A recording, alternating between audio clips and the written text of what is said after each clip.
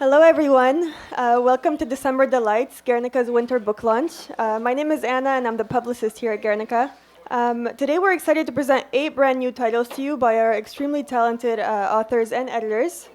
Let's give them a hand. Canticles I, 2016 by George Elliott Clarke. The Examined Life by Luciano Iacobelli.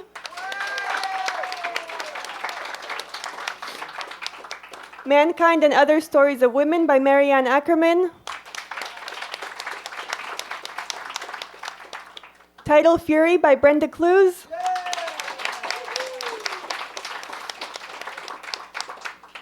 Max's Folly by Bill Turpin.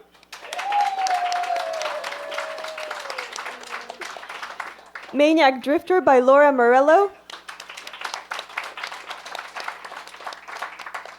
And Clarke Blaise, Essays on His Works, and Clarke Blaise, The Interviews, edited by J.R. Tim Struthers.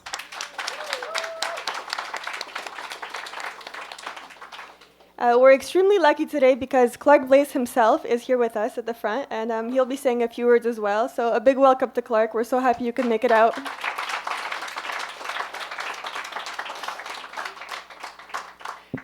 Two of our authors, Laura Marello and Marianne Ackerman, couldn't make it to their launch today, but we'll still be speaking about their books. Laura Marello actually did a short reading for you guys and recorded it on video, so we'll be playing that as well.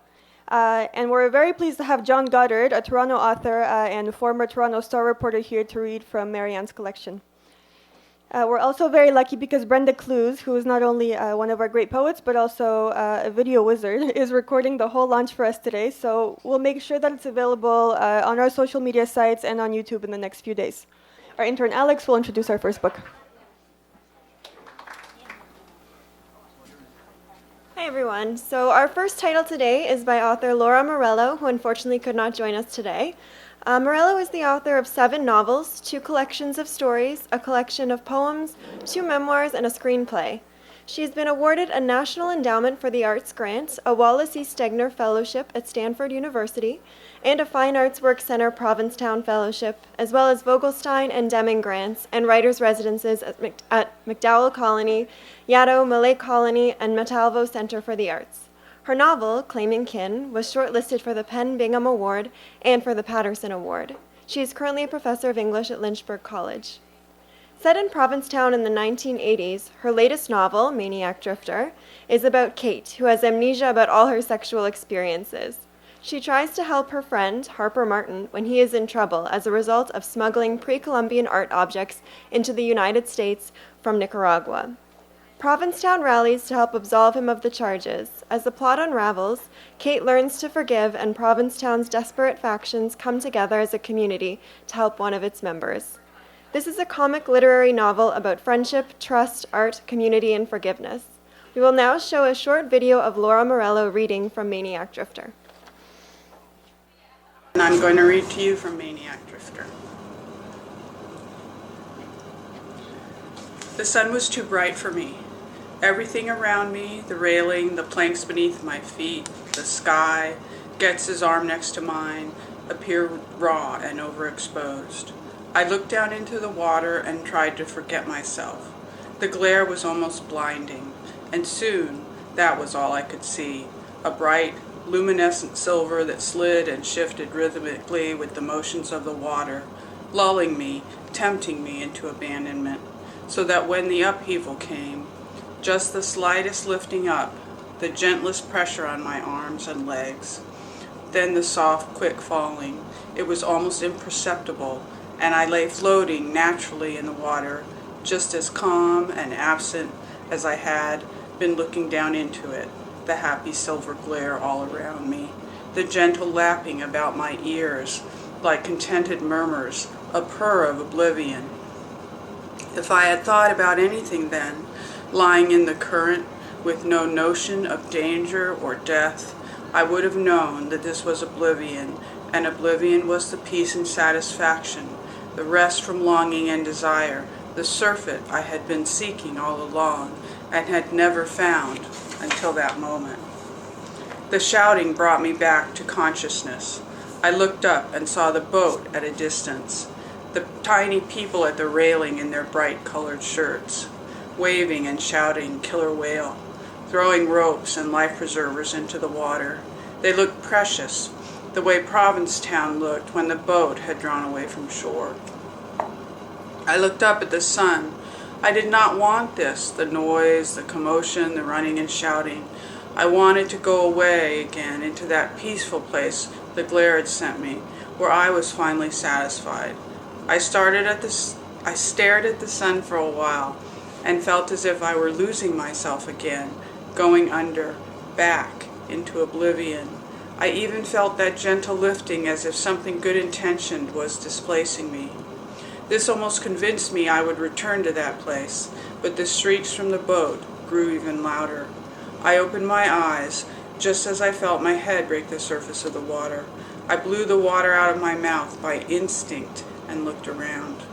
They were throwing a small life raft into the water. I could see Angelo at the rail, holding the megaphone. "Kate," he shouted, "don't be afraid. The whale won't hurt you. It's trying to keep you afloat." I peered down into the water. My arms and legs were now too numb from the cold to actually feel, and it gave me an odd sensation to see them treading water when I could not sense the swoosh of the currents. On my left, out of my side vision, I caught a swatch of white pass by and then a dark body of black follow on top of it. Even this close in the water, the animal seemed too small to be a whale, too nimble and sprightly, as if it had some playful mischief in mind. I watched it circle, surface, breach, and dive again, and tried to follow its course, underneath and around me. It was much too small and sleek to be a whale, I decided, and it had that bright white patch underneath its head. It looked more like a dolphin. "Kate," Angelo shouted again, "it's the orca that was hanging around the harbor a few weeks ago. It will let you swim with it. Grab hold of the fin. Put your hand on the fin." It seemed like the simplest thing in the world to do, grab onto the fin. I only had to reach out my hand and catch hold of it. The animal would do the rest. I looked around at the water, the bright sun, at my own disembodied limbs below, treading to keep me afloat, and I wondered at how arbitrary it all was.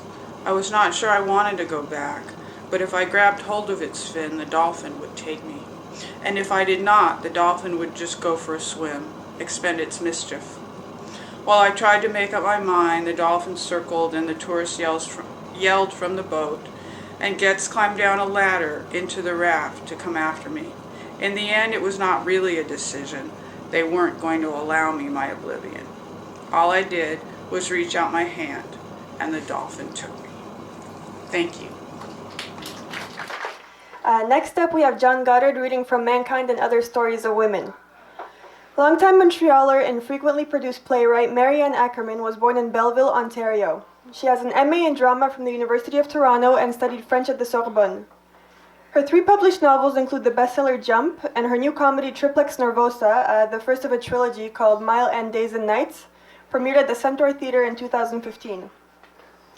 Mankind and Other Stories of Women is Ackerman's second collection of short stories with Guernica, and it puts the focus on women, their ascent into selfhood and the beauty and carnage of their journey. Literary Montreal is the setting of 2 stories spun around an alpha poser, George. Picking up from the Gothic shadows of Albert Fine, which is Marianne's first collection with Guernica, in Holy Fools, Ackerman follows the lives of an Ontario farm family marked by a bloody incident they struggle to understand. 4 interlocking stories plumb the secrets of one man's sister, ex-wife, friend, and mother.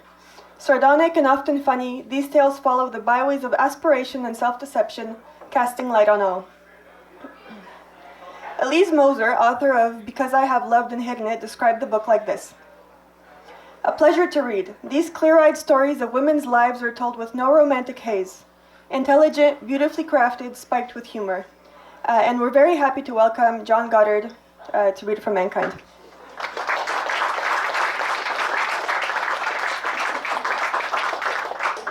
Thank you, Anna. I love this event. A room full of writers. I've been here a couple of times. Let me just add a little bit about the profile of Marianne. You can get a good idea right from the cover of this book, Mankind and Other Stories About Women. and it shows a naked man with his arms broken off. I don't think that's her total impression of men, but you can get some idea of, well, I won't give the whole book away. As Anna said, the stories are quite varied in style and subject matter. I have selected the final story. It's called Rashmi. That's the name of a woman. The narrator is unnamed, but an anthropologist living in Montreal. And the story opens with a conference, academic conference in Mumbai, India. And the narrator's emotions are kind of going up and down, some troubles in her life.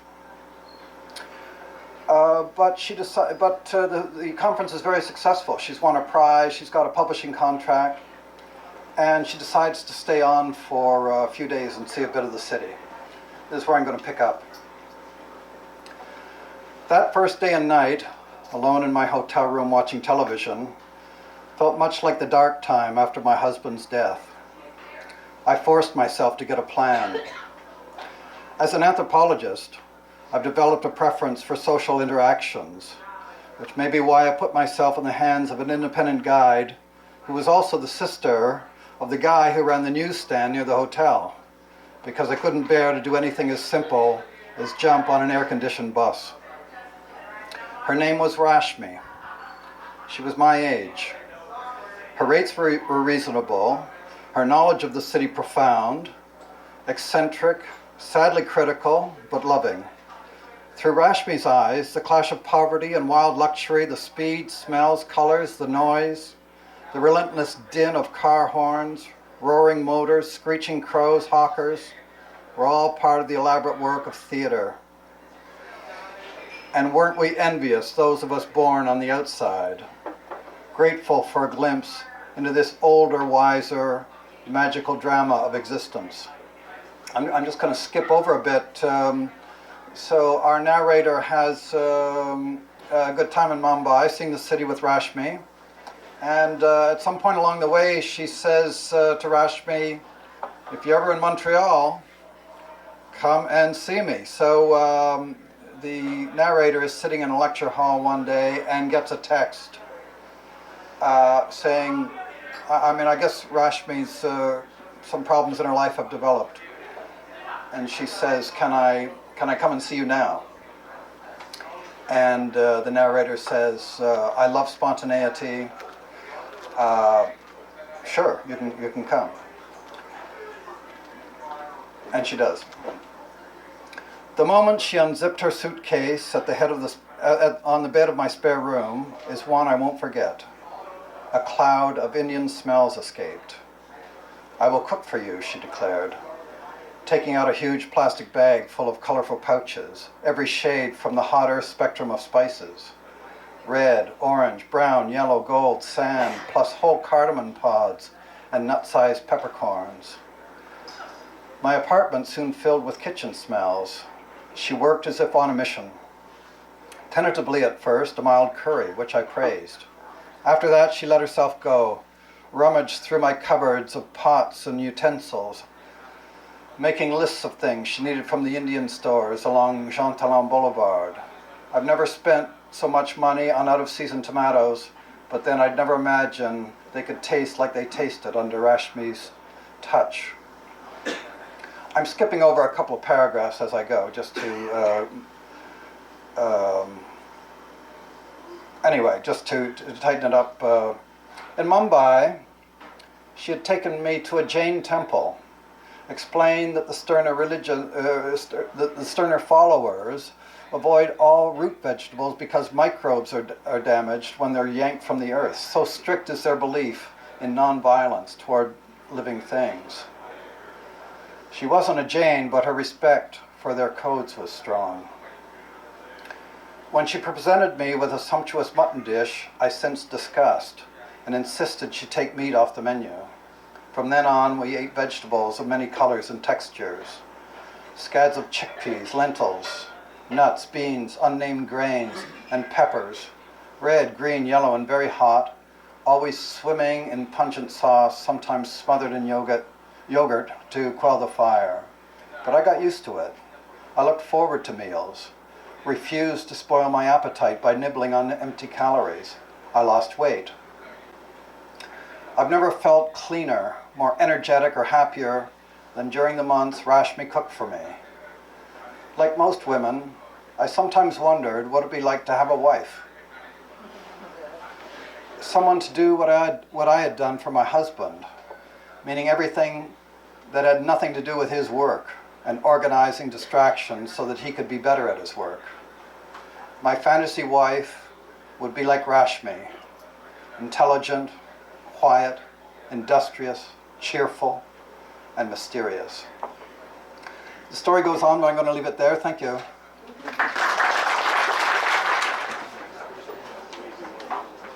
Thank you, John.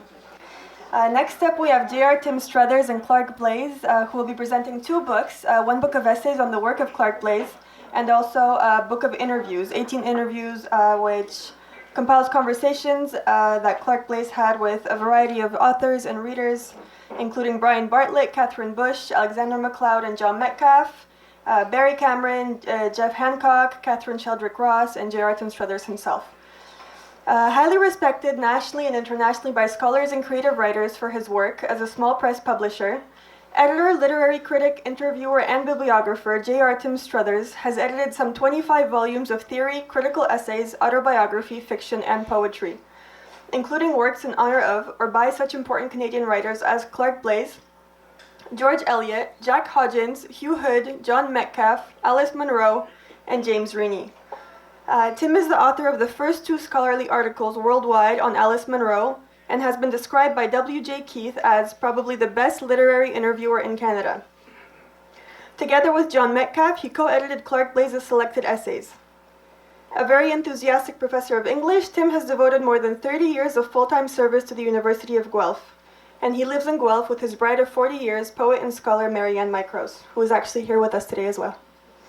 And Canadian author Clarke Blaise is a graduate of the Iowa Writers' Workshop at the University of Iowa, and he was the director of the International Writing Program there.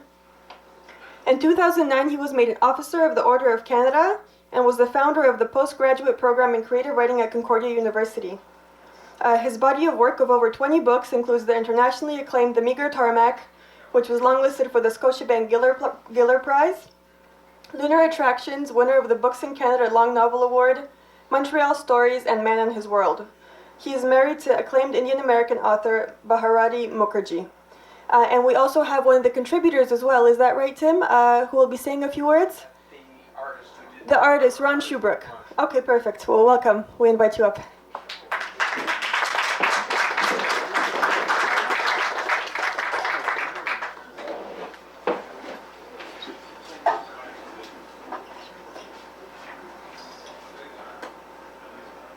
You may have met a few two-fisted drinkers in your time.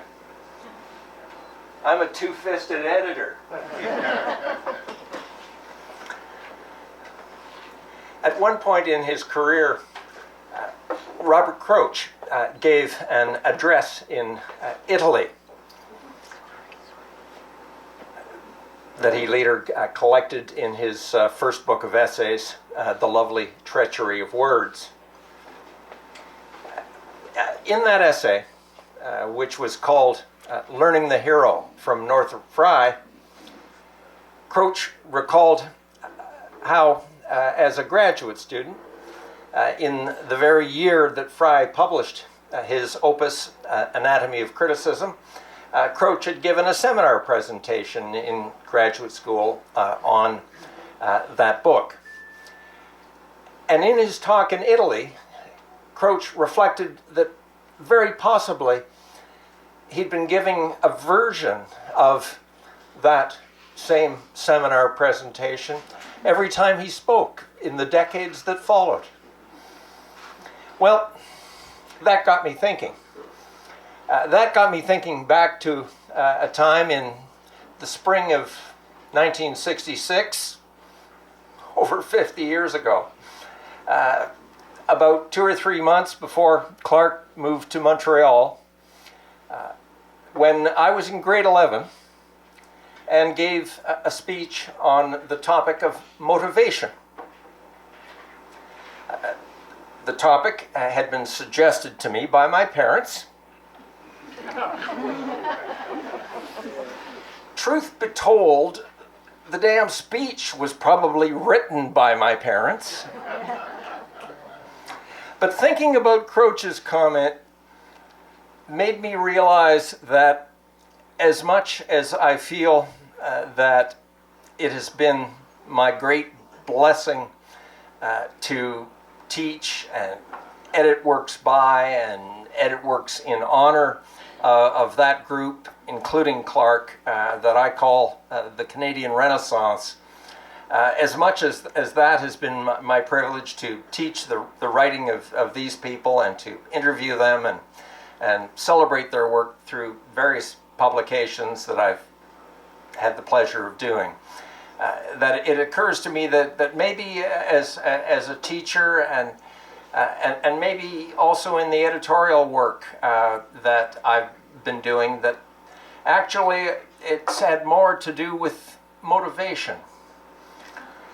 And so, like Robert Croce, I've been saying the same thing in this case for 50 years, and have probably now made millions from the University of Guelph doing exactly that, which is pretty good.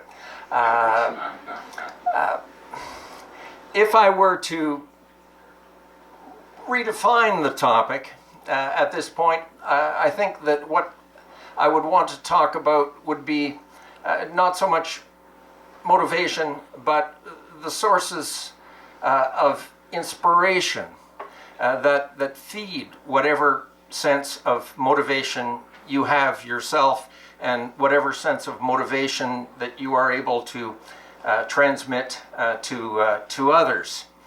The sort of motivation, the sources of inspiration that feed that motivation, that enable the commitment that we bring to do the work that we all do. Foremost amongst my sources of inspiration, of course, is my bride of 40 years, Marianne, and Guernica author. Just to let you know how sharp a guy I am, okay? Foremost, and of course the other members of our family, our 2 daughters and 4 grandchildren, who may all grow up to become Guernica writers too. Michael, having mentioned to me last night that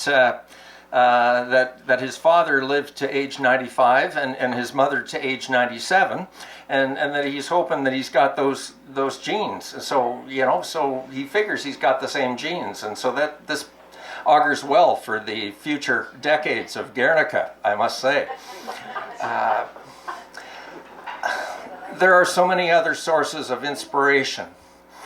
As a teacher, I say that I believe that I receive far more than I give. I believe the same about my editorial work. There is, of course, the subject that you choose for work that you're doing. In this case, Clarke Blaise. As a writer, for the intricacy yet clarity and the extraordinary power of his writing, Clarke means the world to me.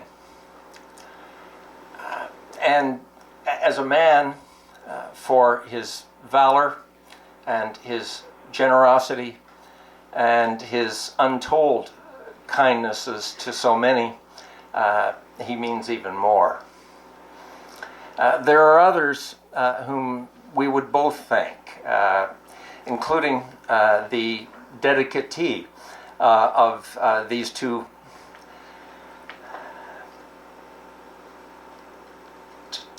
extraordinarily smart-looking volumes, and still, after however many proofreadings, I will attest, exciting to read books.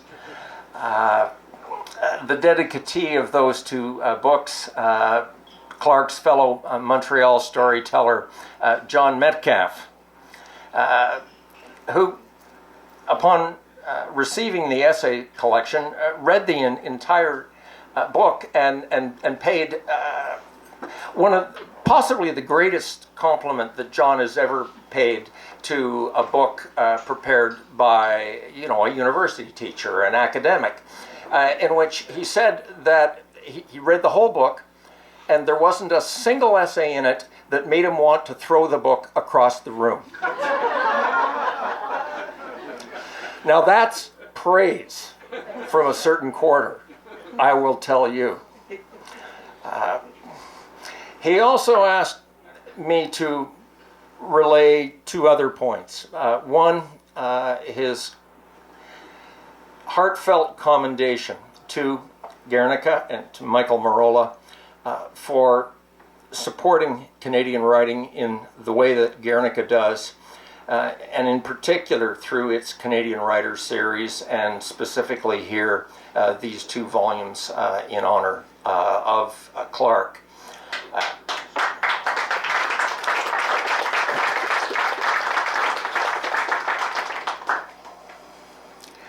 He also wanted me to add that he considers Clarke to be one of the great writers. And he didn't add today or of our times. What he said was he considers Clarke Blaise to be one of the great writers in the entire history of Canadian writing.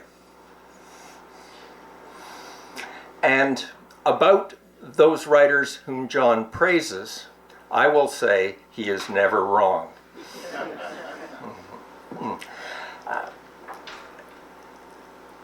A very special part for me in terms of doing both these books has been the opportunity to introduce Clarke's work to students of mine of different decades. Sherry Talenko, who did an interview with Clarke on I Had a Father, Graham Northcote, who wrote an essay on Hawthorne and Blaise, Andrew McCaig, who wrote an essay on border crossing in Clarke's work, and Dalbir Singh, who wrote an essay on the sorrow and the terror. In addition, I've been able to persuade a number of colleagues of mine, both from my days at Western, Catherine Sheldrick-Ross, who has an interview and an essay in the two books. Of her, I always say, when I grow up, I want to be Catherine Ross. And my old friend, William Butt, from Western, my days at Western. Then from Guelph, fiction writer and critic Sandy Sabatini, fiction writer and critic Stephen Hennigan, and critic Sandra Singer. To be able to bring these people together has been extremely special to me.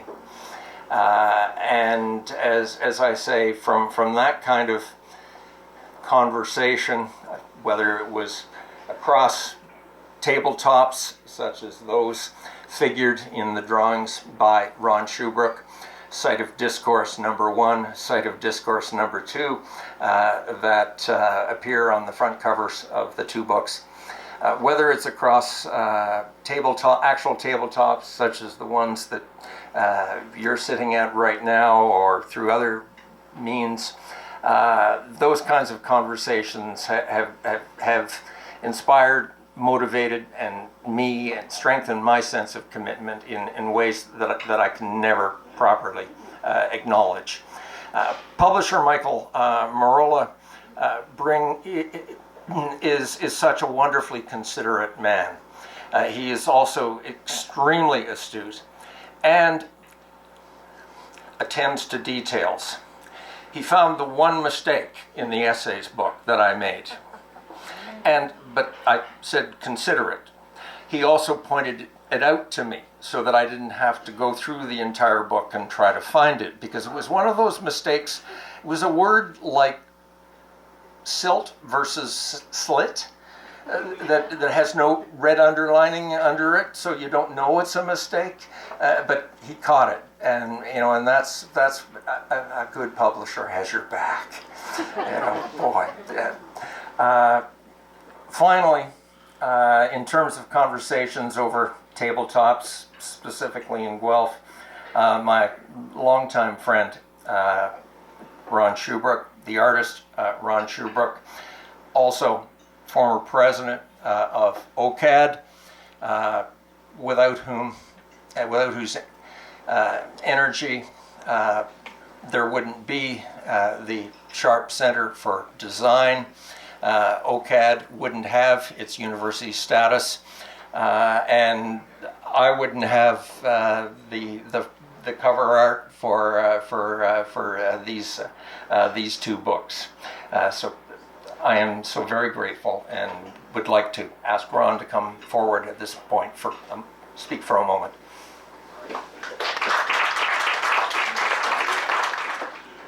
This is quite awkward for me. I feel really honored to be part of this project in the marginal way that I am. Tim has been really supportive of my work over the decades, and we've known each other thanks to John Metcalf, who we had met in Ottawa. That's an aside. But this is such a gift to be part of a project, the writing of, that involves the writing of Clarke Blaise.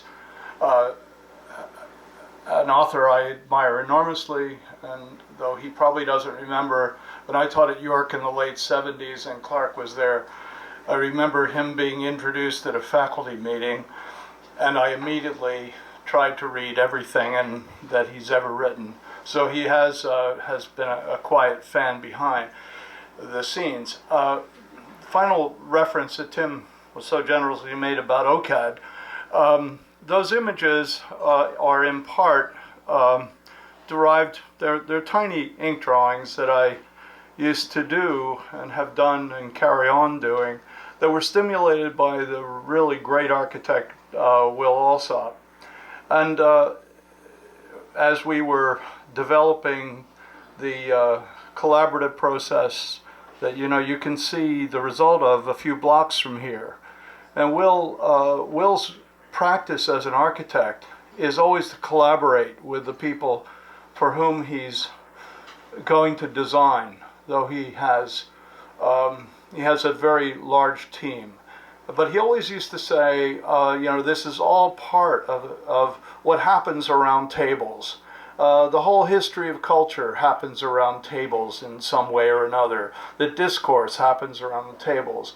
And it struck me at the time working with him. And it seemed to me the outline that Tim made of these two books, all the people who have collaborated in the conversations or the text about Clarke's work, they're all part of that site of discourse. So Tim, thank you so much for your support, and thank you, Guernica, for agreeing that Tim should use what seemed to me at first quite arbitrary images to attach to Clarke Blaise, but maybe the discourse is the key to the imagery. So thank you very much.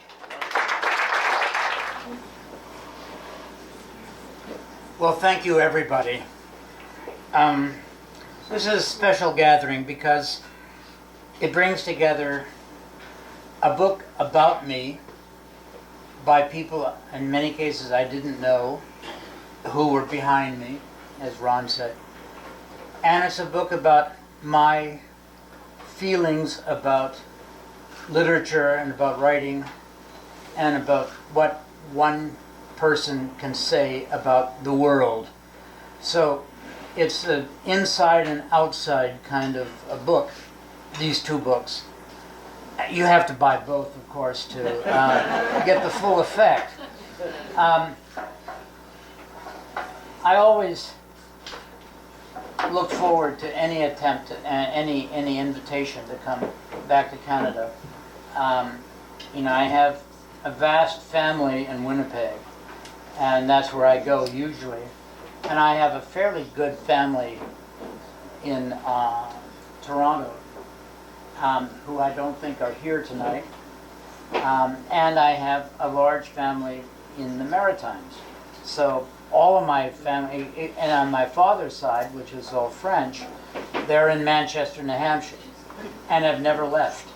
So, we're a very rooted family, except for me, who, is scattered around the world like a dandelion clump. I was asked by Tim to read something, and any advice from Tim is something I follow because no one knows me better than Tim. And so this is an essay, part of an essay from the interviews done by my ex-student, my former student at Concordia, Brian Bartlett, who's now a very well-established poet and short story writer and essayist out in the Maritimes. It's an essay called Dancing Over a Sentence. He asked me, Clarke, to ask a tricky question. Are there books of yours that you value more than others? And that's a very tricky question because the writer's answer is always, this is like asking to choose between your children. It's one of those things. CB says, I would say that the significant books to me, the ones that I would really go back to if I were a Blaise scholar, I would say Days and Nights in Calcutta, The Sorrow and the Terror, and maybe I Had a Father, and maybe Time Lord, but certainly Man in His World. Because I felt in Man in His World I had broken out of the mold of autobiographical storytelling, and I was reaching for really improbable and wild structures and contents. And the meager tarmac, yes, again, it was a breakthrough in a certain way that I was able to put together what I'd been for 49 years of close, now it's 53 years, of close observations and close experience, though I had never thought of entering their world, that's India's world, through their point of view. I've written about India a lot, but has always been as an outsider. They were to me the significant breakthrough books. Each of the books I've mentioned surprised me. They opened me up. The stories in the North American education and tribal justice didn't open me up. They were already in me, and it was just a matter of getting them out. But throwing myself into the joint family for a year in Calcutta, that demanded an awful lot of adjustment and an awful lot of, atonement for going into it with Western ideas and Western preconceptions. Certainly The Sorrow and the Terror was, again, totally investigative. Some people have written to me saying that it is the best way of understanding 9/11, and it's the best way of understanding the Lockerbie tragedy, that those were both directly taken from what we discovered in writing that book, especially Lockerbie, a radio transmitter exactly like Rayat had made a year earlier in BC, and the Khalistani cells are very much like Al-Qaeda cells, only much, much smaller. You just see how the terrorists, which is what they are, can maintain a perfectly conventional Canadian exterior, friendly, open, laughing, and also plotting to kill. And we were able, when we interviewed members of those cells, this was before they were identified, we were able to figure out who was really an RCMP plant. And even though he was a full member, and he did turn out to be a plant, we spotted him right away, and apparently his colleagues didn't. This was a giant leap because it gave me a very hard attitude towards that kind of terrorism, and towards other kinds of terrorism. That got me into a lot of trouble in Ireland a couple of years later, when I said that the IRA, to me, was just a matter of power, vanity, and money among the leadership. And that's the way it was among the Sikhs, the way it was among, to me, all sorts of terrorists, like Al-Qaeda, especially when they were started going into third and fourth generations of terrorism business, and it's their family franchise. But the sorrow and the terror gave me an operating philosophy about terrorism. The criticisms of Time Lord that are out there are, that I'm essentially a literature professor, not a biographer. I take that as its word, it's true. But what it gave me was an idea of the interrelatedness between technology and the arts that came about in the Victorian era. Because the Victorian era was the great era of technology, the implementation of all the discoveries of the Romantic era, of Humphrey Davy and all those people. The Victorians were Prince Albert creating the Great Exhibition and creating all the technical universities, Glasgow and London and Manchester, that replaced in some ways, certainly augmented, what Oxford and Cambridge were for the gentlemen, and led to Britain's greatest decade, the 1850s, ending with Darwin.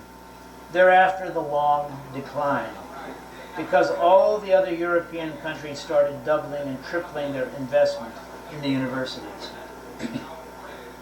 Well, those are the ideas I would leave you with. In a career that has highs and lows, or that are highs and plateaus, and those are highs to me, working on those books. I think this French book, which is the one I'm writing right now, is also going to be one of those because it's a stretch for me. I didn't grow up Franco-American. My father was ashamed of his origins and hated Catholicism with a kind of Spanish Civil War hatred. We castrate them, then we string them up, the priests. And he was far more anti-Catholic than my mother. My mother was a sort of intellectually anti-Catholic. My father was viscerally anti-Catholic because something happened to him when he was given away to be a priest in the church. He was the donné, the youngest son. So I was not raised in French. I had a consciousness, of course, of what I was. And every now and then, we visit my aunts, his sisters, in Manchester. I call it Manchester, New Hampshire. In Manchester. They never learned to speak English. It was that dense a ghetto. And I picked up curse words and numbers and things like that. But that was about it. My father didn't want to teach me French. And then Brian asked, the main character in your new stories is younger than you, right? About 10 years younger, born in the early 50s, not at the beginning of the 40s as you were. And I say, and his brother, the gifted one, of course, has the muscular dystrophy. That's another book I'm writing right now. Both of them will be out next year. I have muscular dystrophy. My son, my oldest son, died of it a year ago tomorrow. It's a French-Canadian disease. It's an ethno-specific disease to central Quebec, where my genes originate. It's a dominant disease, so it doesn't matter what my mother contributed. From Manitoba, what can you do for me? Anyway, so I'm writing a novel, a Franco-American novel set in Winooski, Vermont, between about two brothers, one who has the disease and one who doesn't, the collapse at the same time of the Franco-American community, which at one time was very strong and very Quebec-oriented, but over the decades began to simply fade away, and it has faded away now. You have people named Favreau who spell their name F-A-V-R-O, and it's that kind of thing.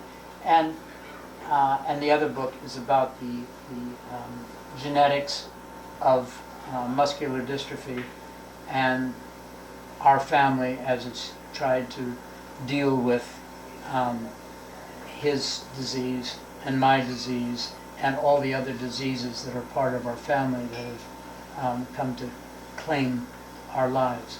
So anyway, that's me. That's the books. I hope you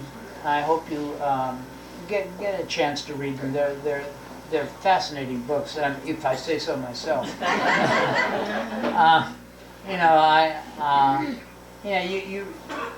This is one of those moments in which you get 800 pages of Blaise, and 400 pages of them were things I said 10, 5, 10, 20, 30, 40 years ago to people. I never collected them, I never read them, I never knew what I had said, but Tim Struthers went back and found them. And I'm amazed at them. I'm, really gratified to find it. And then all of these other people that Tim got together to write essays about the various books that I've written, informed me about what I had done. And so I'm grateful. I'm grateful to you. I'm grateful to Tim. I'm grateful to all of the people who contributed. I'm grateful to the people who listened and ran their tapes, their tape recorders for me. Nothing is ever lost in the universe. Nothing is ever lost. You write something you think is gone, but no, someone has picked it up, someone has found it, someone has preserved it, and these are the books. So thank you, everybody.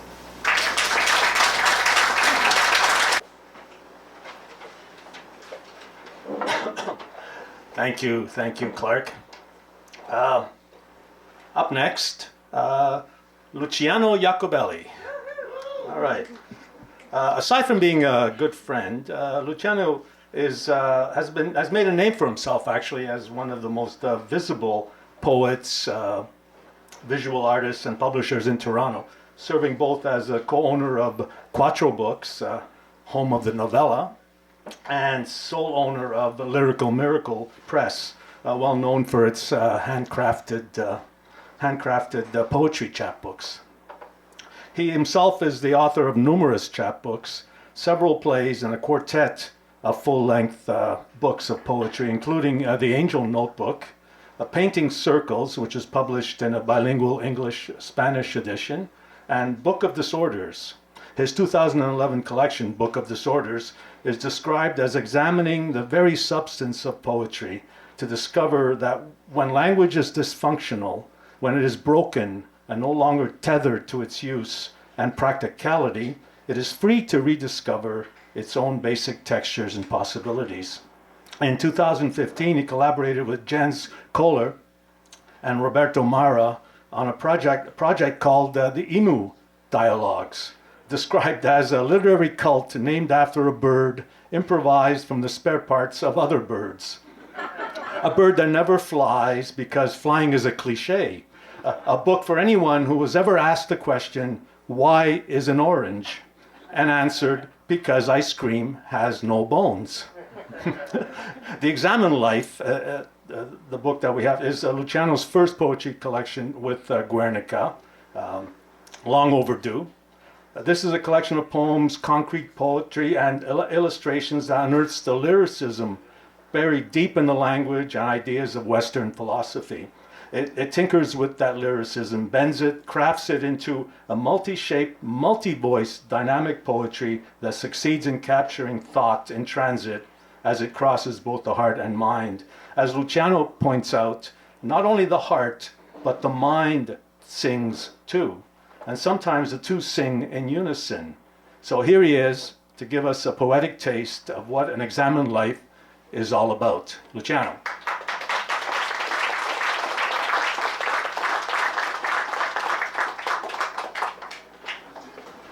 I brought my bodyguard with me today.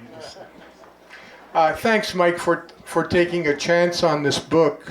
It's the kind of book that's easier to write than it is to read. It's not going to be,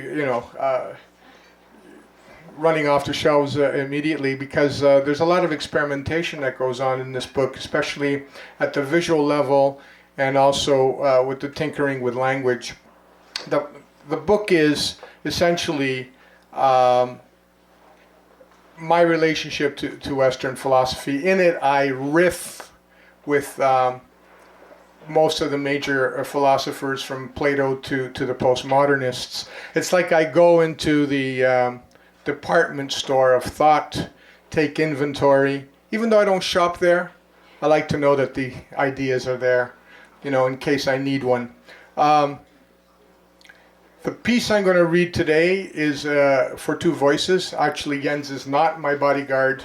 He is my vocal stuntman. He's going to be reading the difficult vocal parts. So actually, come on up.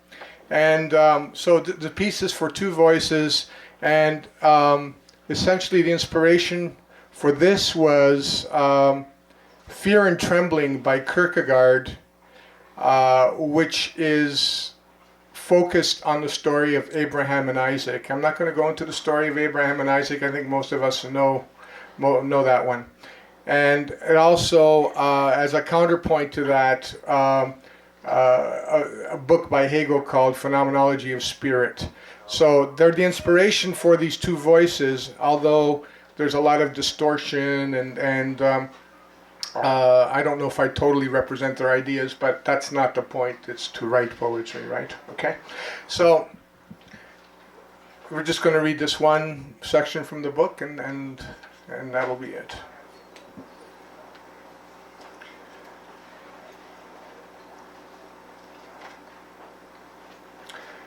The night before the journey, Abraham sweated a new inwardness, one without generalities, and in the morning he quietly packed his asses, a kiss but no words to his wife, the bulk of Mount Moriah on his tongue, all formula and abstraction crushed by the weight, animal burning in the flames of self-commitment, rooted in subject, not thinking or talking existence, but immersed in it.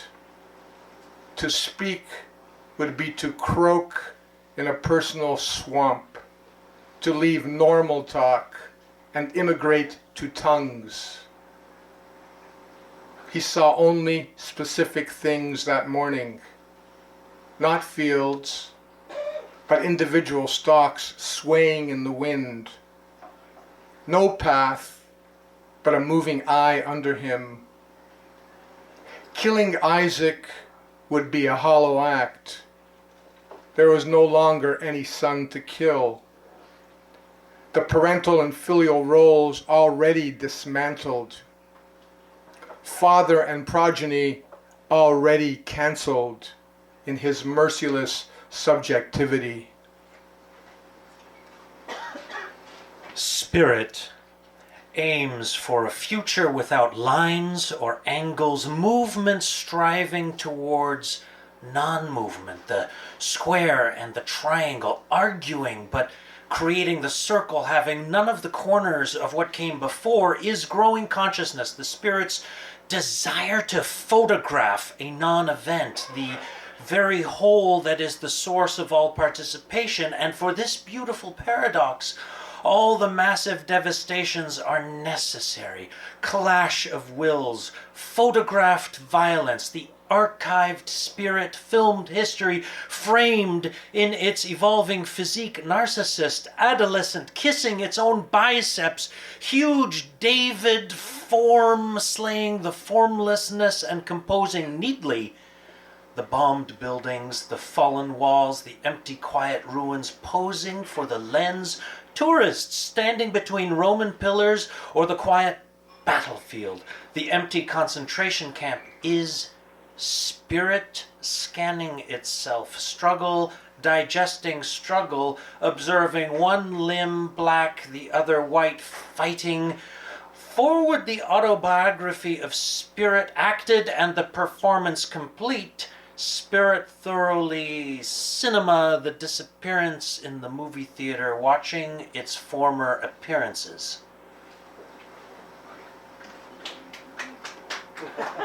Father and son set off toward the mountain.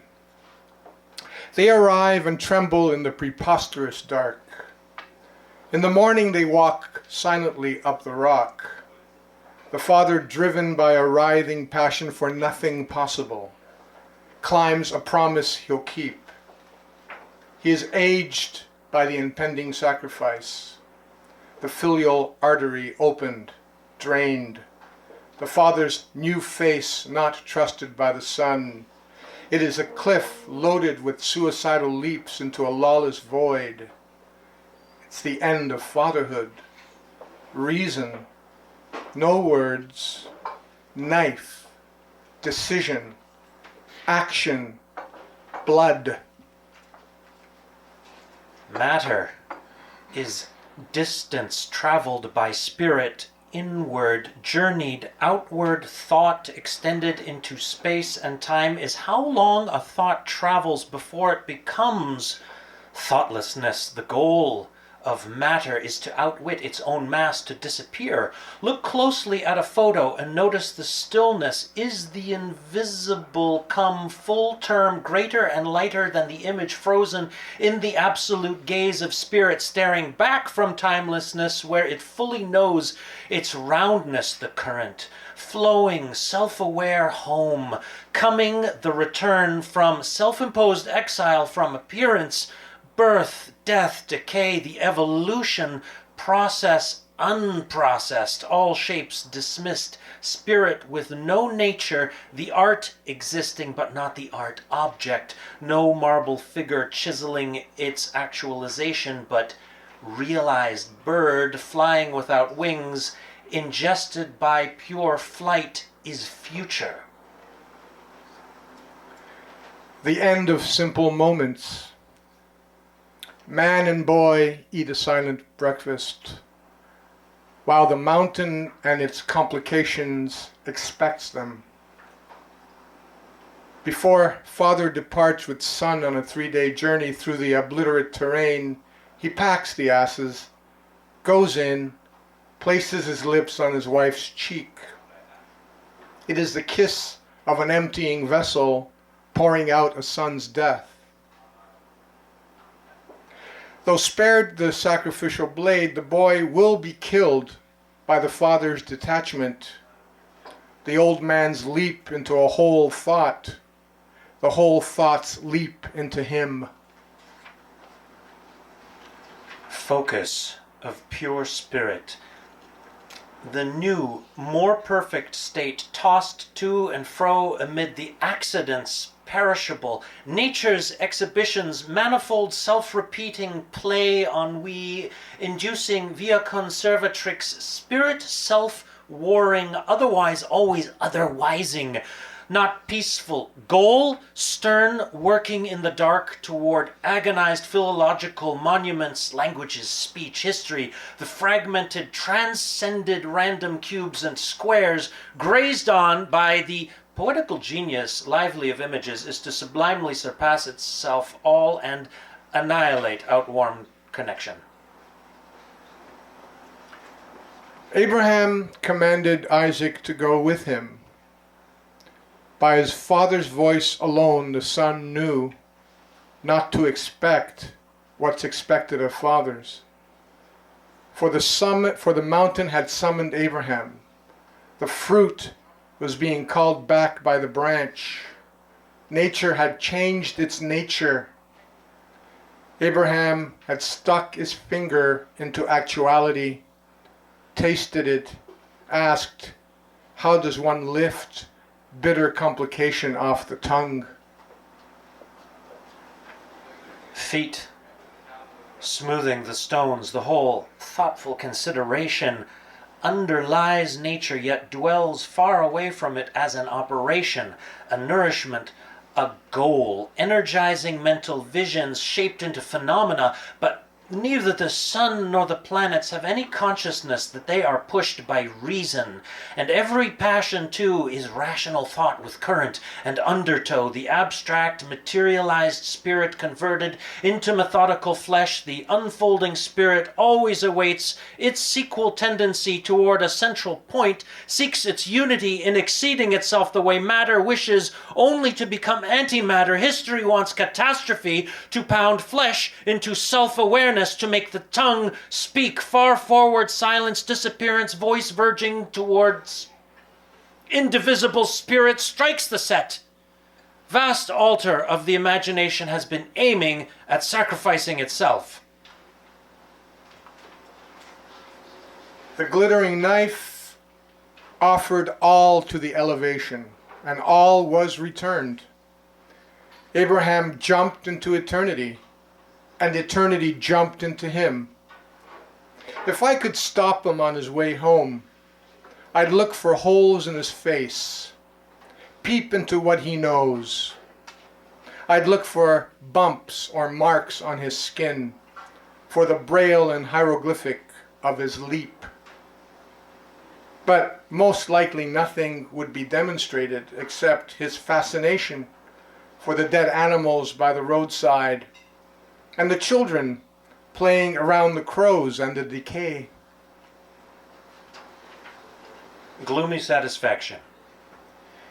That is God's slow and bloody realization, the exhibition of self worked out, successive panoramas of sin and suffering history unfolds realpolitik that results from self-interest are not real, and neither is the self-interest, for it is driven by a greater interest, object of desire, this fixed system outside all egotism, not yet objectified, the blank penetration of spirit, and we who help to build its house will be shut out of the structure. History arrives at our own exclusion.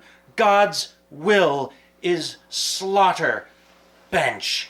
God's mental torture, tedious discipline, unactualized essence, trying to squeezes itself into comprehensive design. Freedom is idea not chained to fire, earth, water, and air. The house is built to keep out, that without which it couldn't be built. The grand design vanquishes us in the momentous collisions between contingencies, the thorn, the worm, crushed to pieces by the machine, and reason too will never enter the finished mansion. Abraham woke up removed from generalities, his tongue scraped of universals. Fearing he'd sound like a babbling infant speaking a personal language, he stayed mute while he ate breakfast with his wife and child. No verbal fig leaf to cover his loins, no crutches alone in the subjective, nothing to mediate him, no signs that could bridge him to others, his life concentrated in the deeply personal, uncommunicable point, promise of resignation, single penetrating stare, sharpened knife that cuts a son's throat. Parenthesized within himself and silent, his teeth ached over the food he chewed, the taste of sheer edge that no principle could sweeten, the raw distance between cliff ledge and ground, the panorama digesting him. Thank you. All right. Next up, Bill Turpin.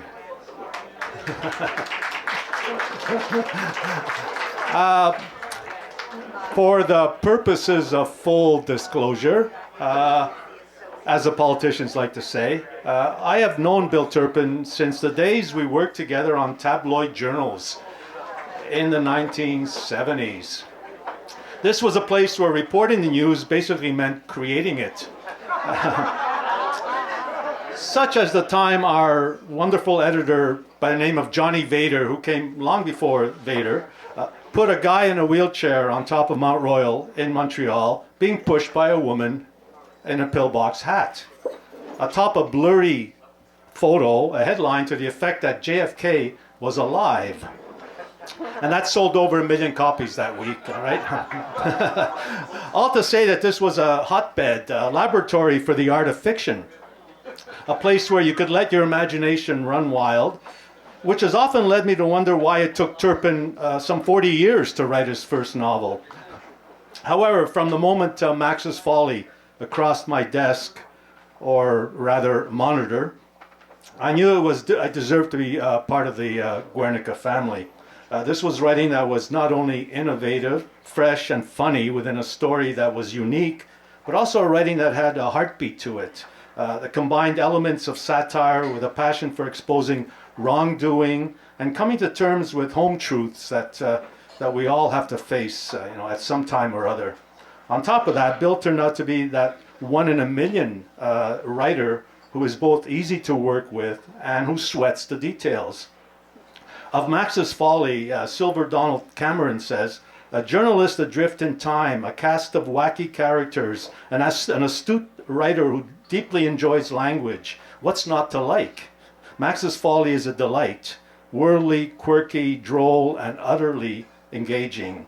Stephen Kimber, author of What Lies Across the Waters, The Real Story of the Cuban Five, says, in Max's Folly, Bill Turpin leads us on a rollicking roller coaster ride through Max's non-linear time-space continuum, in quotes, as he pieces together the memories of a fully lived life now slipping away from him. A marvelous debut novel from a major new talent. To quote from Bill's own bio, Bill Turpin has worked most of his career as a journalist, first in Montreal and more recently in Halifax, but has also afflicted government and the communications world. He is currently living off his wits while studying to be a gadfly. Turpin is married and the father of 2 cats. Let's bring him up on stage. Thank you. Thanks, Mike. I'll give you just a bit of a setup here. The premise of this is that our hero, Max, has had a series of personal tragedies, the most recent of which was the death of his beloved wife. And now, his son, his only family, has determined that he has dementia, and is getting ready to put Max in assisted care. So Max's response is that, or his understanding is that, no, it's not dementia. He is a time traveler, always has been. And that what people are interpreting as memory issues are simply the result of his impaired time traveling abilities, right? We all know that can cause all kinds of confusion. So that's the basic premise. So I just have two sections that I'd like to read. One is quite short, and the other is it's interminable, really. But I'll do my best. This is the first piece is called The Yellow Pencil of Doubt, and it's the first of 2 parts that describe Max's apostasy in the end. And the second piece is more general. So I'll start with The Yellow Pencil of Doubt. It is the day after Max's 6th birthday, and he's attending Sunday school in the basement of the local United Church. A lot of kids are sitting on cheap wood and metal chairs, waiting for the thing to end. But for Max, this is a special moment. At the end of every class, the teachers give new yellow pencils marked HB in gold paint to every student who had a birthday during the previous week. These are, without question, pencils from God. We celebrate 3 birthdays today, says the kind-looking woman who runs the class. Please come up and receive your pencils as I read your name. Max is already standing when the 3rd name is read out. It is not his. He is still standing when the kids are set free to find their parents upstairs. He's flushed with embarrassment and, most important, alarm. These pencils are awarded by God, who knows absolutely everything that everyone is doing at all times. He knows more than either Santa or the Queen. God would not forget to give Max his pencil. God never forgets. Moreover, good behavior is not a requirement for receiving a pencil, because God is all forgiving. Max's mind stays with this point. You don't have to be good, like Santa insists, to get your pencil. Every week, Max sees bad kids get their pencils. But on his birthday week, Max is denied. There are only 2 possible explanations. God hates Max and will send him to hell when he dies. Just like Max's Catholic friend said. Or, there is no God. It's a crossroads. One truth leads to hell, the other to salvation. Max frantically reviews the problem one more time and then internalizes the pro-Max conclusion. There is no God. So Max will not go to hell. That still leaves a big question. Why are so many important people lying to him about this?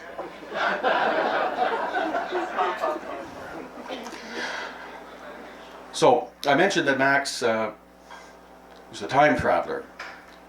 So what happens in the book is that when he's faced with the realization that he cannot avoid assisted care, he takes off on his final time trip to find his wife somewhere in time where they were happy and prosperous, and stay with her there until whatever the end turns out to be. So here, in most of Max's career, he is a journalist. And in this scene, this chapter, he is editing a paper in Halifax, a sort of a bratty tabloid, and it's the number 2 paper. And pardon me? Oh. So it's a bratty, but not the Sun. I want to make that clear. Almost forgot where I was. So in this, we start here where Max is on the phone with the publisher, also known as the Smiling Cobra. And the Smiling Cobra, by way of background, his goal in life, his professional life, is to fire Max if he can just find a reason. And the other thing I should warn you about is Max doesn't remember anyone's names in his life. Right, in this final trip, he goes all over his life looking for his wife, but he does not remember the names of any of the people he met. It's like lots of us really, right? As you get older, you think the first time you start to worry about your memories when you can't remember people's names, right? Well, that was the guy that fired me. What's his name? Right? So people remember roles, or some of us do. So that's the way Max remembers his life, is the roles of the people he met. So here, the Smiling Cobra's on the phone with Max in the newsroom. And it starts off with the Smiling Cobra talking. I am not going to make His Excellency, the Archbishop, walk through your newsroom. The Smiling Cobra hisses. It's bad enough that you refuse to go to his office. We don't have to explain ourselves to the police, the state, or the church, Max says. If they want to discuss our content, then they can come here. He sets off for the publisher's office, a walk that he now loves. After working almost 15 years in a strip mall, he's delighted by the paper's airy new building, and the paper's making money and employing almost 100 people. Best of all, the owner is giving Max most of the credit for the success, making it difficult for the Cobra to fire him, despite his rabid desires. Max secretly agrees with the Cobra's analysis of their success, and that is, they're in a growing population, and that means a growing newspaper. Nonetheless, he graciously accepts any praise that comes his way. So when Max arrives in the Cobra's office, he sees that the Archbishop and his assistant are already present. The Cobra sits nervously behind his desk, which bears a huge new nameplate saying simply Publisher. The assistant, wearing the requisite black shirt and clerical collar, has turned his chair to face the empty one intended for Max. The Archbishop is beside him in a well-tailored gray suit. His face is fleshy and heavy-jowled, and oddly, his chair is set closer to the back wall, so that he isn't facing anyone directly. The Cobra does the introductions, repeating the phrases Excellency as many times as possible. The assistant leans back toward the Archbishop and mumbles unintelligibly. The holy man utters an equally unintelligible reply. Max, says the Cobra, as you know, His Excellency has come here today to discuss a serious matter. Father Peter, the assistant says helpfully. Ah, Father Peter, Max replies. I thought as much. Max has no idea who Father Peter is. The assistant leans toward the Archbishop and mumbles again. His Excellency replies. Max is astonished to realize that the two clerics aren't speaking English, French, or the third language that Max would recognize, Spanish. The Cobra nods, apparently believing that this is how these things are done. His Excellency says there's a lot of His Excellency says there is a lot of gossip in Father Peter's former parish, the assistant says. Max says, Vous parlez français? Silence. Habla español? He asks. Still silence. Father, I assume I should call you Father. May I ask which of God's languages you and His Excellency are speaking? The two of them confer before the assistant turns to Max and says, Latin. Have you given up living languages for Lent? Max asks. The Cobra, the assistant, and the Archbishop all flushed with anger. In the case of His Excellency, this is an impressive sight. The two holy men engage in an extended conversation. The Archbishop is a holy man, Max, the Cobra explains. Well, there's no shortage of them. What's so special that we can't speak English? First, the assistant says, this is not the Lenten season, although we suspect you know that. Second, His Excellency holds a deep distrust of the media, something you have just reinforced. By conversing in Latin, we can deprive you of a direct quote that you would use out of context. But your translations are full and accurate, are they not? Max asks. The assistant smiles. Maybe. Maybe not. Max switches to French, annoying both the Cobra and His Excellency. But the assistant doesn't miss a beat. He translates Max's French into Latin. Got me, Max thinks. In French, the assistant explains that any coverage of Father Peter will do great harm to Catholics. For Christ's sake, the Cobra says, Max, Father, whatever, would you please speak English? Max smiles broadly. The holy men stare at the Cobra in silent rebuke. Oh, sorry, Your Excellency. The Archbishop resumes in Latin. His Excellency is concerned that coverage of this regrettable matter will undo all the good work Father Peter has done for Nova Scotia and Halifax, not to mention centuries of good work by the Church, the assistant explains. For example, we fear that the youth and gymnastic clubs Father Peter established will fail. Perhaps even more importantly, we are concerned that publicity in irresponsible journals will unnecessarily shake the faith of some parishioners, which would be very painful for them. Further, it has been dealt with in a most severe manner. Max raises an eyebrow, prompting the cleric to add that Father Peter has been sent to work with the poor under very difficult conditions. Where? I'm authorized to tell you that he is in Latin America. The Cobra is again nodding, satisfied at a job well done. Now, Max is feeling less charitable. I assume that by irresponsible journals you mean this one, the one that I edit. The Archbishop and the assistant confer in Latin. Yes, that is correct. We believe society underestimates the effect of the gutter press on most people's emotions. Quite so, Max says. Your competitor would never publish this story. They know about it? Max asks.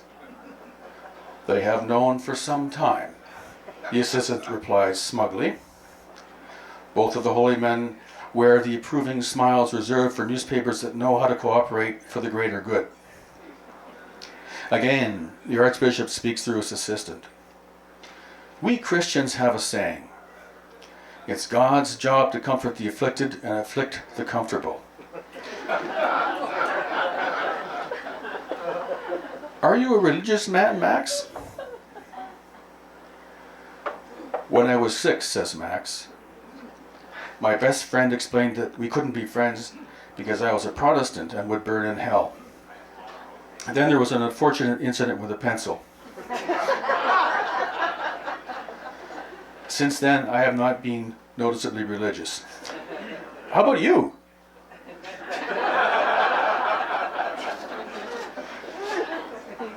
There is one more thing, the assistant says. Father Peter is a good man whose fall from grace is punishment enough. And here I speak only for myself because it is a difficult topic. It has to be recognized that some young boys have dark hearts. What do you mean exactly? Well, in some cases they learn how to manipulate human weakness at an early age.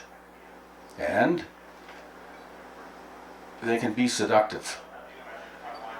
They are often the predators, not the victims. Max realizes that he has been unconsciously measuring the distance between himself and the assistant.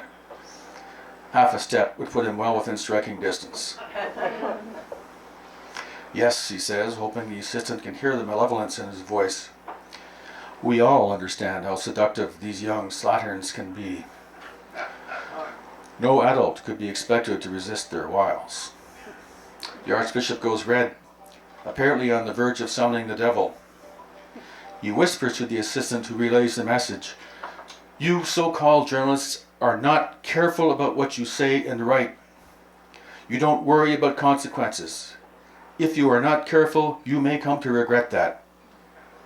Max stands. Indeed. Well, I'll certainly give some thought to everything you've said, including the apparent threat that you just uttered. By the way, your affliction aphorism was originally about newspapers, before being appropriated by lay religious writers. And for the record, I lean toward afflicting the comfortable. The smiling Colbert chimes in. I can assure your Excellency that you have nothing to be concerned about as far as this paper goes. There follow the usual goodbyes and a few lame jokes about rainy weather. The great man and his assistant are at the door when Max asks a final question. Your Excellency, I asked if you were a religious man, but you haven't answered. The Archbishop looks at Max as if he's just set his hair on fire. In English he says, I'm the Archbishop. After enduring a warning from the Cobra to spike any story about Father Peter, Max heads straight for city desk. Is Mother Mary here? He asks. Mother Mary has earned the nickname for her tendency to mother everyone in the newsroom, although she's the same age. She's also the most devout soul in the newsroom, but hell on wheels if you're an errant priest. She's covering a bank robbery, the city editor says. Well, when she gets back, tell her I want a story on some local pederast priest. Any details? All I know is his name is Father Peter. He's been relocated and probably worked in or near the city. Oh, and the idiots at the other paper are sitting on the story. Thank you. Thank you so much, Bill. Next up, we have Brenda Clews, and we're actually going to have Karen Shenfeld, one of our other Guernica poets, introduce her.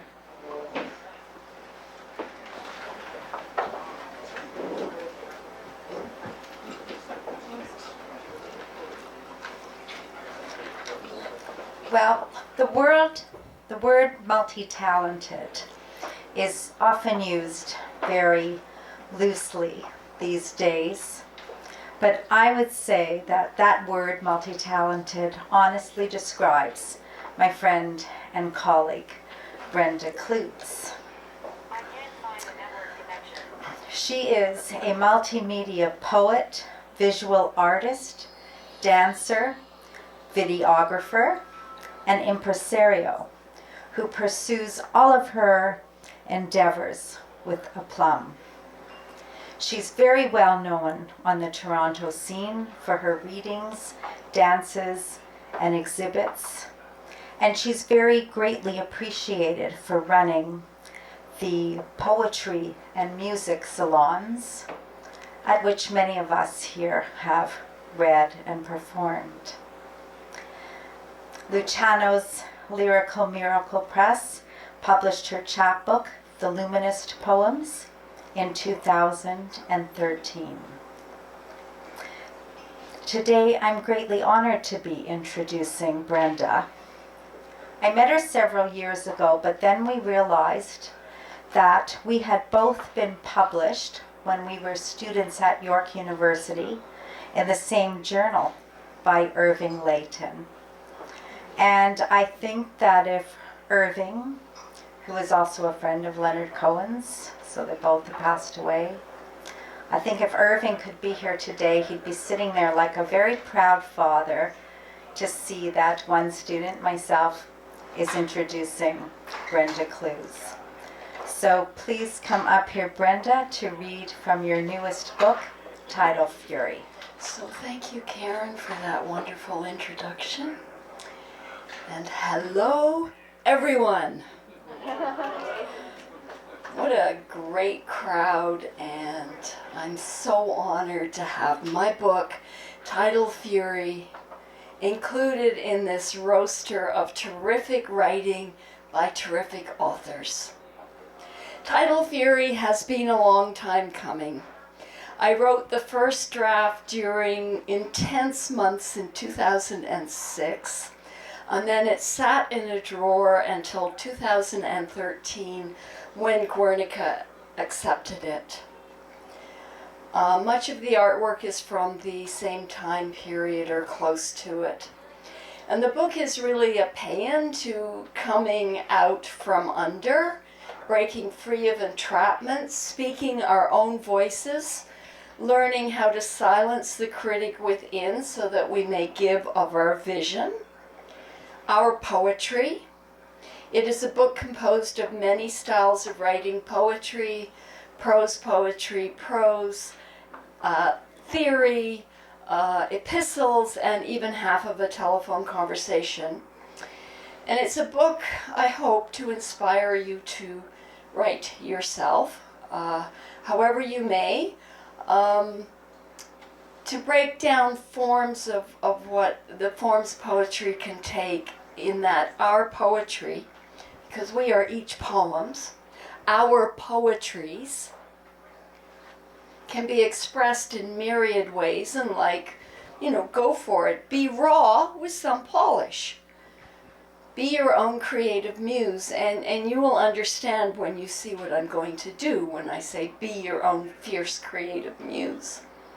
So I'm indebted to Michael Mirolla for his support as a publisher and editor, and he's a force on the poetry and writing scene. He's published so many people.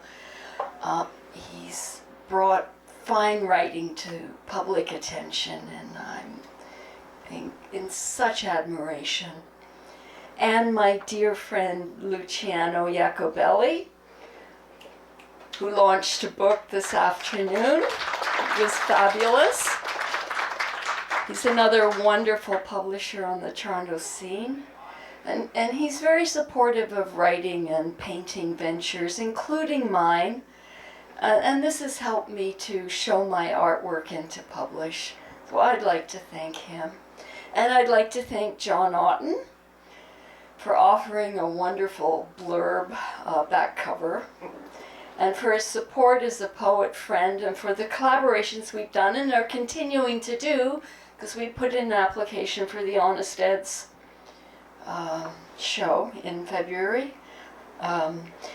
Gabriel Quigley appeared on the scene as Guernica's videographer, and his reading of Tidal Fury and his understanding of the poetry, and the book trailer he brilliantly edited and produced has been amazing. Many thanks. And Anna Geisler, Guernica's beautiful and hardworking publicist. Thank you. So lastly and most importantly, I would like to thank my two children, Adrian and Kira, one of whom is here, the other is still on her way from Owen Sound, who simply accepted a mother. No, she's here. Hi! Woo! Fantastic. Who simply accepted a mother who sometimes sat staring at nothing with a pencil and a notebook in her lap, who was often mute, busy in the silent ways of poetry, for their unending deep love and support. So thank you. So first I begin with two poems about the mysteries of writing, and then I'm going to perform. So be forewarned.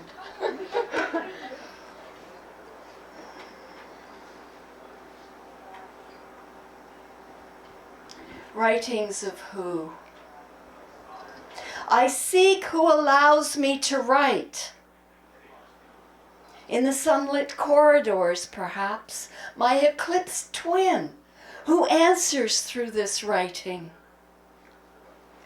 Who is the narrator within conversing with me in these words that I relay to you as we converse? Who haunts us from within? Who is writing? Surely not our speaking voice. Poetry evokes us like the gradual lightening of dawn. If the trope of light didn't burn, corrode our vision, that is. Sometimes I want to keep my secrets secret. Down the long corridors of time, our shadows cast into the future. The doors open and close and open, the spurious wind blowing through. Shutters cannot stay shut. We are ghosts moving through ourselves, haunted by ourselves. Can we have thoughtless words? A discourse bereaved of its cry? Insomnia. When I obsessed about writing the way I do a lover, I stopped sleeping. Now I keep a notebook beside me, its open white sheets, to write blindly in the night with a pencil without seeing. Words flow between the imaginal and the real, reflecting, shaping. All day tired and euphoric. Such intense nights of lovemaking. Okay, so...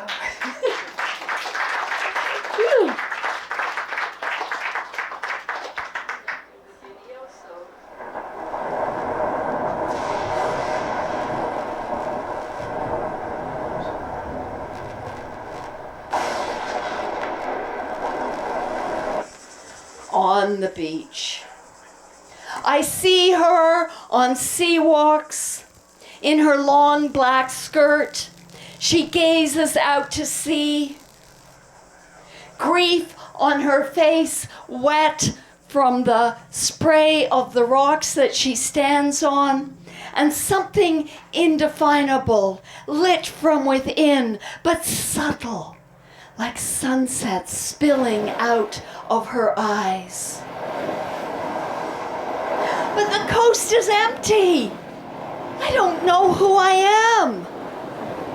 Me, her, or you, or a transfigured god. A Medusa lady, The curls in my hair tightly coiled in the sea spray, an image maker. Blue dancers leap and fall, disappearing bubbles of sea foam. You are the edge of the waves that tip over when the peak cannot hold itself aloft and falls. Like a dancer letting go of taut tension and plunging. Or perhaps it is words that fall into froth. We are standing on the shore of oceans that encompass the earth. Let me bathe in your words, salt rinsing raw passion. Our vision infinite as the skyline. Am I in love with you, and who? My unbidden holy muse.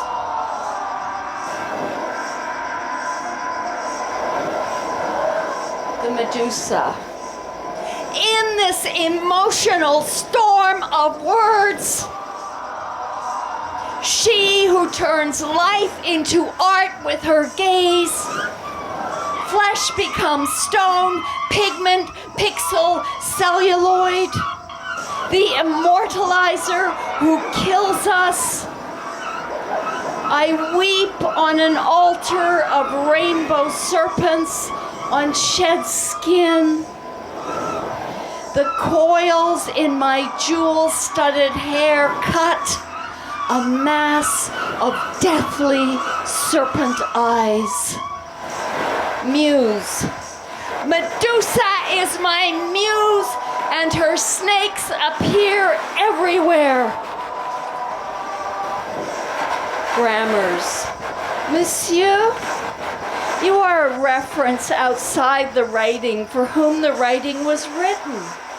Your eyes read as the reader's reads. You were conceived as a literary device, and then I discovered we knew each other intimately. Remember the night when you, without closure, embraced me, when I disappeared into your vastness, became lost in you, lost me. Do you remember how we, two sighs enfolded in each other? Breath of love, I speak of romance tonight. Forgive me, monsieur. Afterwards we did not speak of it. The surface of the water that resists before you fall in, that edge of sweetness. Now, mon amour, it is like we are sitting in a darkened room with a screen of scenes before us, our hands close but not touching. You are so far away. Thank you.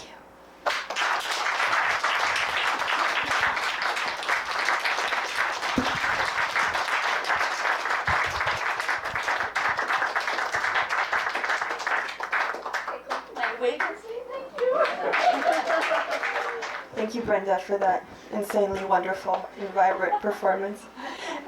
Last but not least, we have George Elliott Clarke. George Elliott Clarke is poet, novelist, librettist, playwright, and scholar.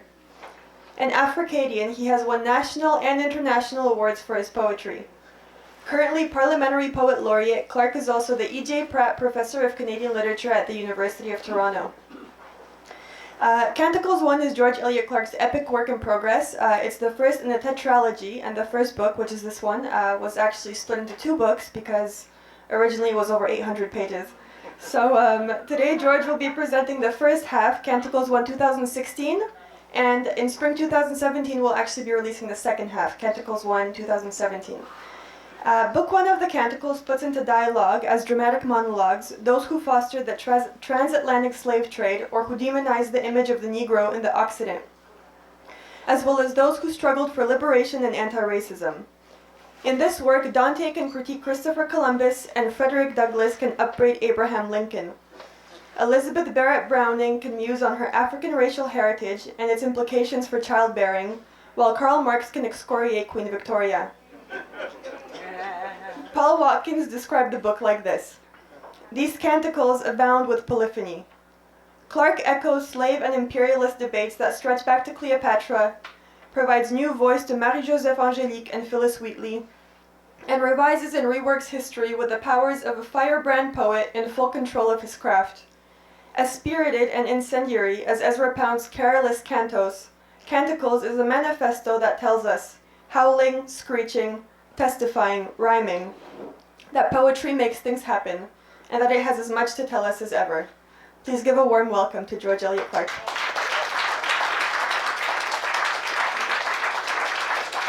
Oh my golly, how wonderful to be here. And I just want to say that I think that throughout my poetry career, I have been desperate to finally arrive at this point where I would have this wonderful symbol, a Guernica Editions, on a book by me. And I got to say, and I want to join the chorus of folks who said thank you to Michael for making all these various wonderful works possible. And I was really glad to see Luciano again today, and I hope to see you many more launches and so forth of your own work and others as well. And I just want to remind Luciano and myself that 20 years ago, I know I shouldn't say that, I shouldn't admit it, but 20 years ago, he had a bookstore in Little Italy here. I think it was on Clinton. On Clinton, all right. I used to go there. I was teaching at Duke University at the time, and every time I came to Toronto, I would go to Lucia's store, and guess which books I would buy? Guernica. And I've got a whole collection of Guernica titles, because I've always admired the design, and not just the design, but for crying out loud, the writers. And how wonderful it is to be in that company. I think it really is an extremely significant press, and I'm glad, really happy to be part of it now. And also, I want to encourage all of you to start your own Guernica collections today. If you haven't already got a collection going, get started now, because I think these are really significant works. And I'm really happy to be part of it all again. I want to thank Anna for the great introduction of my work, and I'm realizing it's been a long afternoon. I'm not going to overstay my welcome. I'll launch into this. I'll just say quickly that this is a work that deals with slavery and imperialism. And as I've taught myself to say in the last couple of weeks, these are ongoing issues. It's not over yet. We may think that given the various liberation struggles, and including Cuba in the 1950s, regardless of what people think about Fidel Castro today, we need to remember that he was overthrowing an extremely corrupt and oppressive government in Cuba back in 1959. And we also need to remember the whole history of decolonization. And the reason why we have a history of decolonization is because we have a history of colonization that precedes it, which is, of course, for most people who were subjugated by imperialism, quite horrible and full of human rights abuses, for which there will never be probably reparations. And in fact, the reparations could never be paid because the abuses that were suffered are impossible to be compensated for by money. As a matter of fact, the best compensation would just be for people to move out of various palaces and just turn the keys over. I think that would be great, you know. The Queen says, you know, gee whiz, I've had my 60 plus years on the throne. It's all been very good. Thank you very much. But I want to make up for the imperialism of my ancestors. So I'm just going to turn all the palaces over to all of those former colonized peoples from the Caribbean and from Africa who made the money that made us wealthy, for crying out loud, and let them, and in fact, I'm going to ask my descendants to serve them. Just as, you know, just even for a day would be kind of nice, you know, to have Prince William showing up as a butler, poor folks who have just been brought over first class on British Airways flights from Jamaica or from Trinidad or from Barbados or what have you, or let's say for a week, and have him serve them, and along with the Duchess as well, Kate, serving everybody. That would be good. I mean, just to get started on some notion of reparations, and what kind of news stories those would be anyway, for CBC and even for the National Post to get after, and Conrad Black could be interviewed about, well, whether he thinks this is a proper way for things to turn out or not. Then he might think about turning over his house to some folks and so on, just to get into the spirit of things. It is Christmas after all, almost. Anyway, sorry for that long and partly jesting introduction. I should get into the reading. The poems cover 2,000 years of history. This is only the first half, so we get up to 1830. And then the second half is basically from 1830 to 1949, so only 100 years in the second half. But basically, of course, 100 years of very important history. So I want to begin by reading this screed, which is titled Damnation Litany. And now you are damned, and that is damned, and this is damned, and they are damned.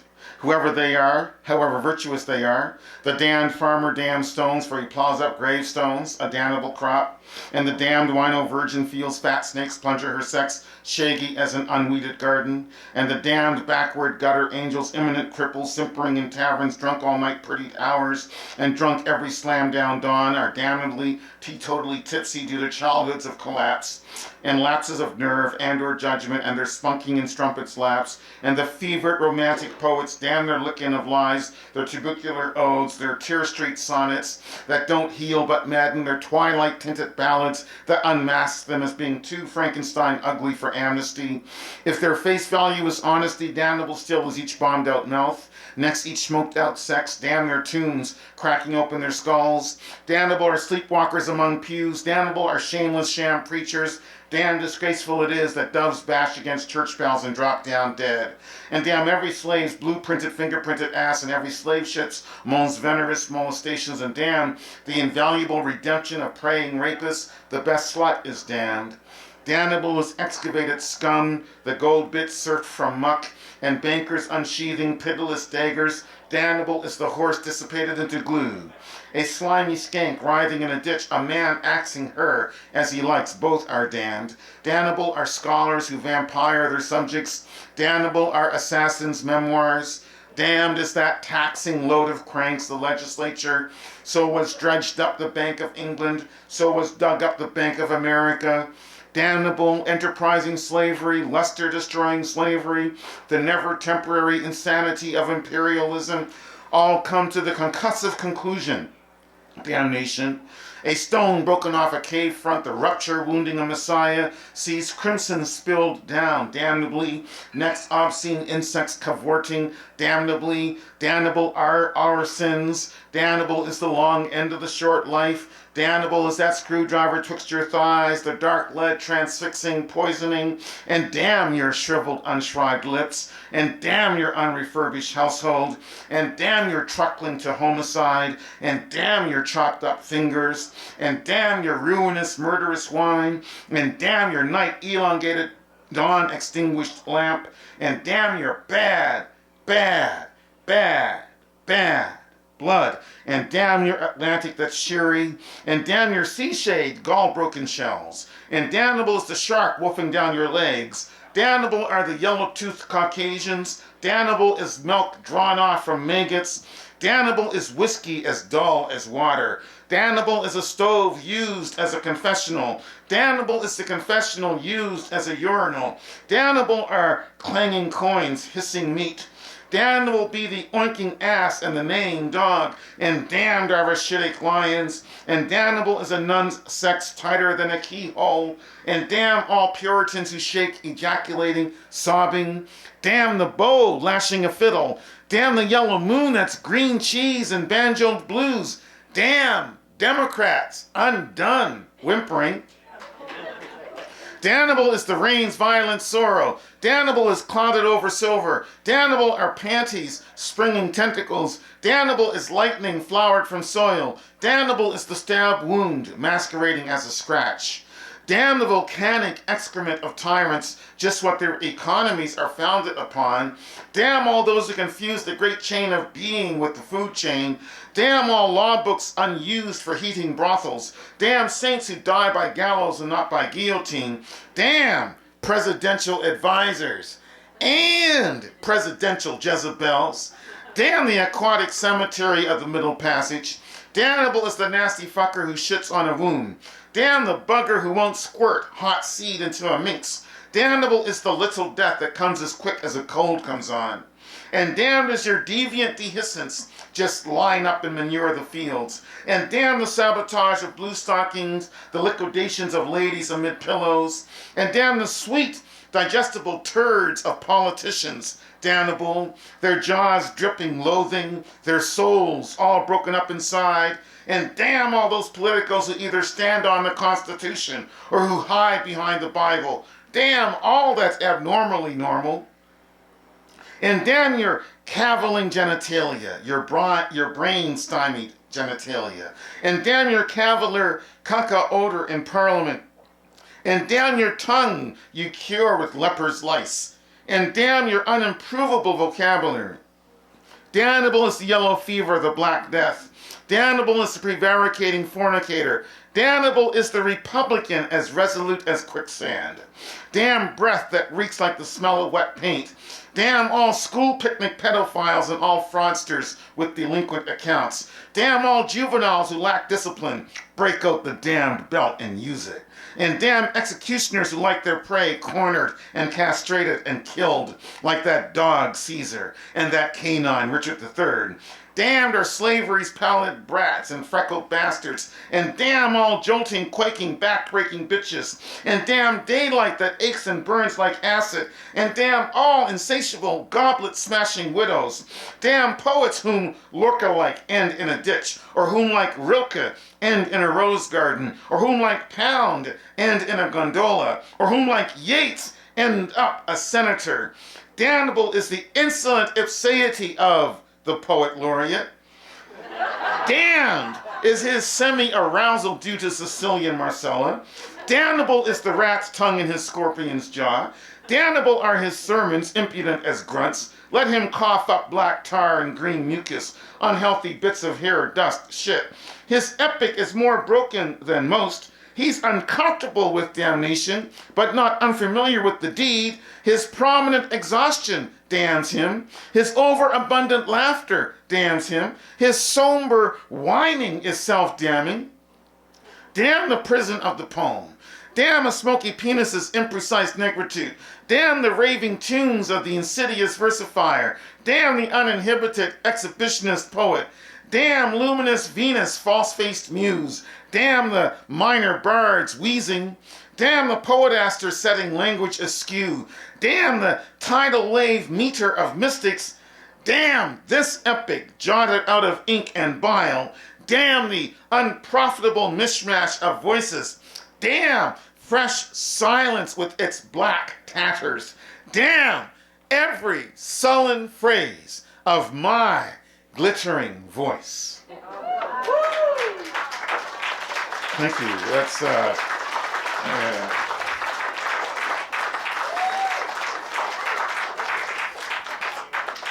So on to history, and I'll just read a couple more, maybe three at the most, Holmes. The Testament of Ulysses X, and this is based on the Odyssey of Homer. You can't write a self-respecting epic without touching on Homer, but this is Homer viewed in a very skewed way, thanks to the autobiography of Malcolm X, because in the autobiography of Malcolm X he mentions Ulysses X. So I was thinking, this is the testament of Ulysses X via Malcolm X, via Homer. Destroy, destroy, crumble into smoke, ash, stink. Debilitated are her gods, all in horizontal corpses now. and rot reek from every field, every temple. Their armor extraordinarily is worthless as a chopped off arm. Their bronze, their brass as ludicrous as sunflowers landscaping a grave. No, beauty alleviates this disaster whelped by Helen, diabolical Bella, that unmistakable amoral beauty. If only Menelaus had beaten his wife, Helen, like some dog, like the bitch she was born as. I think a gutter had been her alchemist cauldron, that she abracadabraed ex-slime formed floozy to guilt show monarch. Then her betrayal could have been born in thousands of brave sons, fathers, husbands, allowed to plow and press anthologies of grapes, pour out dramatic honey, and build on pied-à-terre, gushing wine and mead, not endure the chaotic tangle of wave and torch, the distempered gravity of spears hooking out hearts or eyes, nor smoke as gloomy as beige, nor cathedral crafted calligraphy lettering premature obits, nor the turmoil of wounds, the exhaustive blood, nor arrowed ghosts, their chests bristling missiles, nor skid marks of toppling chariots, nor lightning fate's graffiti tensing the atmosphere. But Helen turned out to be the slushy buttress of a pimp's bedroom. Now Troy is a moon-singed hell. The cutout crescent moon is a candle wick afire. This light has an idiotic friendship with the dark, for it is more a Tintorella than it is moonlight. It is curiously drab, but suitable is this somber shade, closing upon indignant fisticuffs that ground so many Greeks into this merciless foreign soil. The Trojans attacked tactlessly like a trove of homicidal suicides. They perished like cobwebbed snow, a glut, an entangled, insidious parliamentary silence, impatient to be bones, a grand stink, springing up the spring. Even their horses become monotonous sculptures. Each one a doleful mirror of maggots, a rat's nest of snakes. I'll take to the silvery, teetering waves, the sprinkled moonlight, to spelunk again the consecrated cavity within my wedded wife, and forgive my prodigal panting with Guernica, abandon her gynecological nursery, men's torn entrails visible, their gashed eyes decorating forks, if only if, Guernica is a blood-purple Venus, a mariny Venus, and I am her vinegary nigger, homeboy, black imp, the backstabbing sailor, the avant-garde assassin, the Jack the Ripper Romeo, the bottom of the pile, nigger in the woodpile, who flashes all 32 teeth, even the molars, that sets my canines gnashing, Guernica's drooling pussy until she quivers, gushes, squirts, then slumbers with her swine, and I can finally steal away, fugitive Negro, exit her ex-oinking, ex-squealing mess hall. Thank you. Holy smokes. Time to talk about Caesar. Time to talk about Julius Caesar, because you can't cover the last 2,000 years of those touching on Julius, the man himself, for crying out loud, who a Trump would love to be like, would love to aspire to be like Julius. But the only thing that I'd like him to be like Julius is in terms of assassination. But anyway, never mind. That's a joke. Secret Service, that's a joke. It's a joke. I'm a poet. I got no plans. I'm a poet. I'm just joking here. Just joking. And I'm in Canada. I'm not breaking U.S. law. I'm in Canada. The assassination of Julius Caesar by Cinna, the poet. And you'll remember that in Shakespeare's play of the same title, Cinna, there are two Cinnas, the poet, or two Cinna, the poets, maybe. One Cinna is mistaken for another. And so Cinna, the poet, ends up being torn apart by the Roman mob, who've been angered, of course, by Mark Antony, who's turned the mob against Brutus. And Cinna, the poet, is mistaken for being Cinna the conspirator. But in this poem, it's Cinna the poet. He's still alive. He's writing about the assassination of Julius Caesar. The senators chide him with fasces, the bundled rods, club him so clunkily his bowels expel a mess. Excited by his surprised weakness, senators shellac him, thwack him till all his fecal matter blasts out. He flails, draining like a sewer. Damn, the fasces come down, bitch slap hard. They thrash his pate and crown, crush his eyebrows in. Him a blush, a gusher. That pretty boy quick got a pummeled face like he be a bum in a boxing ring. The senators stab him in the gut. They jab him in the spine. They knife him in his red plastered face. Fuck right off. They slaughter him inside out, okay? Well, he bring the stabbings into himself. Fixing the crown on his own regal head was like impaling himself on his sword. Still, the senators are ingrates. They tore the axe off of Fasces and struck the blade in his bottom. No joke. His body was a leaking barrel. His blood was turbid liquor. The senators ripped open Caesar's toga to ensure the axe blade could wallow in his backside, even though feces squirted all over. A dismal torture, damnably asinine stuff, real diarrhea, nauseating. Behind the facades of parliaments, assassins party as they plot. And I'm going to end with a short poem. Thank you very much for your patience. This is only the third time for me to read from this book in public, so I really appreciate your attention and so forth. And that's also another way of saying that I'm trying to find the short poem that I should fit. All right, it is short, relatively short compared to others in the book. So this is based on a true story. There are some fictional pieces, but almost everything in this book is based on history. So there was a violinist by the name of George Bridgetower, also known as George Hightower, who was from Austria but ended up in London. And he was originally the person for whom Beethoven's Kreutzer Sonata was named. Or Kreutzer, forgive me for my probable mispronunciation. Ludwig van Beethoven, according to some, was part black. But in the history, which I discovered in the British Museum because of a display they had, or British Library, they had a display a few years ago, George Bridgetower and Ludwig van Beethoven actually had a fist fight over a woman. So that tells me they were both black. Anyway, 1803 London. So this is Bridgetower taking down Beethoven. He says, I hate that joker's caucasoid negroid face. Hate Beethoven's carping and harping. Hate his exasperating, obfuscating odes. Hate his narrow fiddling with fire violence. Hate his monstrosities, atrocities of tunes. Hate his music that's thatches of cyclones, patches of thunder. I hate most how he hungers to taste my tootsie, zitsy, easy kiss and lay, to have her spurn my violin and slouch under mooching him and act impeccably, despicably licking up and down his milky stick.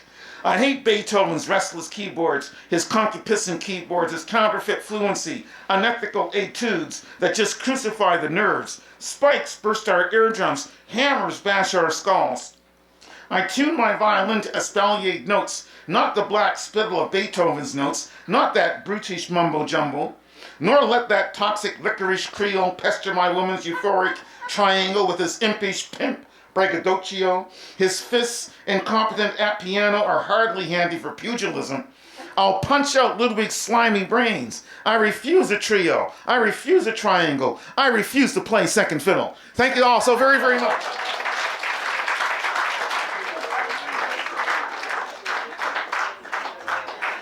Man, just to let you know, he's always that good. He's not just having a lucky day. That brings us to the end of our lunch. Thank you all so much for coming out today. Thank you to all of our authors for their writing, their intelligence, their funny, heartwarming, smart, everything readings.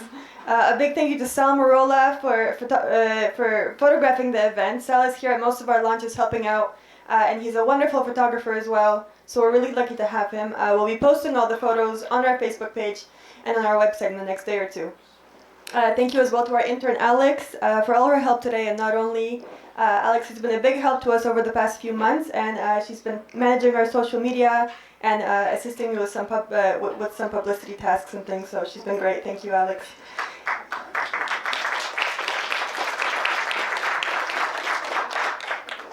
Thank you to Karen, who is not only a Guernica author, but who makes it out to almost all of our launches to support our authors and to help with introductions. Thank you so much, Karen.